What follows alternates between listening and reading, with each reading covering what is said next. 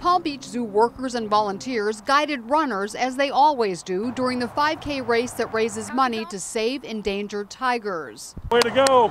Almost there, almost there. But this time their mood is a little more subdued. The race has been renamed in memory of Stacy Konwiser, the zookeeper killed by one of the very tigers the event benefits, and Stacy is very much on their minds. Just because so many people liked her.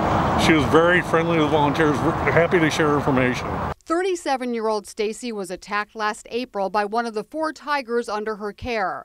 Investigations into the incident are still ongoing, but one report says it happened after Stacy, breaking safety protocols, entered a caged area that was accessible to the tigers.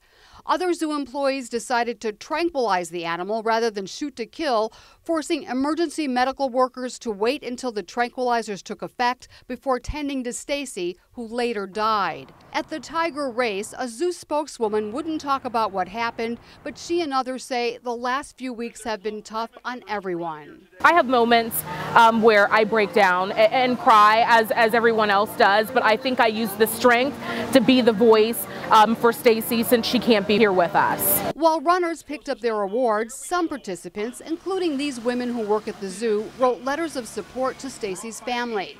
Among those who'll be receiving the letters, Stacy's husband, a fellow zookeeper who worked alongside her.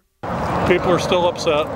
There's still investigations going on. And as the investigations continue, many people are wondering why such an experienced, dedicated professional wound up making such a tragic mistake, one that cost her her life.